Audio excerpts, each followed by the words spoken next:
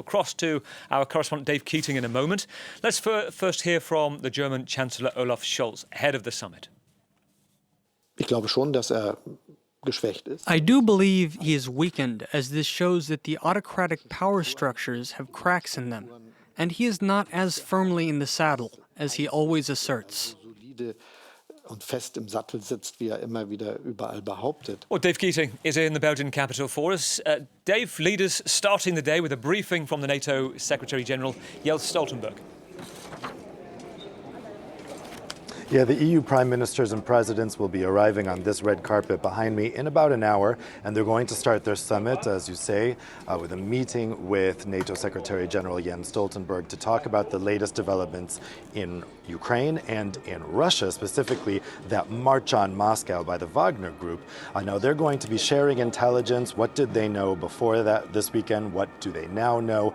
The situation is very opaque. Senior EU officials briefing journalists yesterday were saying just there's a lot of known unknowns here, and so they want to kind of triangulate here, get as much of a joint picture as they can. The situation, I think we're going to hear from leaders as they arrive, it has changed as a result of what we saw this weekend. The situation, the position of Russian President Vladimir Putin doesn't look as secure as it did a week ago, and that's going to change some calculations here. Now, as part of the general Ukraine strategy, they're also going to be talking about frozen Russian assets. This is all the money that they froze from the Russian central bank and Russian oligarchs that was here in systems in Europe. A bunch of that money got stuck in the Euroclear system. This is normally a system that transfers large amounts of money from bank to bank that's based here in Belgium. That money got kind of stuck in Euroclear. Now they're not really sure what to do with it. They were supposed to have a proposal from the European Commission to work with today about taking that money and using it to rebuild Ukraine. However, at the last minute, the European Central Bank stepped in and said, hold on, this is much more complicated than you're thinking. There's two problems here. If you do this wrong, it could be subject to legal challenge, and Russia might be able to claw that money back.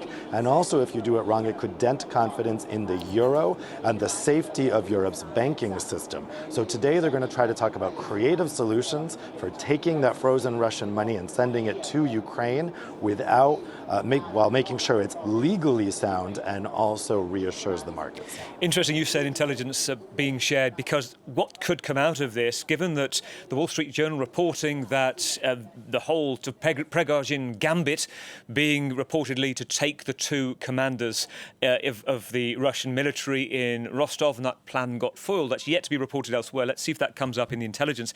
Elsewhere going on, Dave, this potential ugly political clash between Poland and Hungary and the rest of the EU over its new migration stance. Yeah, we had this pact agreed by EU interior ministers early this month. That's a piece of legislation. That means the governments have agreed their position. They now need to negotiate with the European Parliament. That was voted through by qualified majority. And Poland and Hungary actually voted against that. So the two prime ministers of those countries, Viktor Orban and Mateusz Morawiecki, are going to come in here to this summit demanding that that be undone, that agreement reached earlier this month. There is no chance of that. The European Council actually legally can't undo a decision by the Council of Ministers. But they are going to make a big fuss here. And I think we can expect Viktor Orban to say that even if this law is agreed, he will not abide by it. Hungary will not send the money or take in the immigrants that is required under this piece of legislation. So we can expect a lot of clashes there. We also have this letter from Denmark and 8 other countries asking for, quote, innovative solutions to the migration problem. That is generally understood to mean walls and fences, an extremely controversial idea that's riled up a lot of other countries who say it violates international law. That migration discussion is going to happen over dinner tonight, and I think we can expect some fireworks and some rather uncomfortable dining for that tonight. Russia, migration, a strategy on China to be worked out tomorrow. That's a lot for political leaders to deal with. Dave, for now, thank you. Dave Keating, our correspondent in Brussels.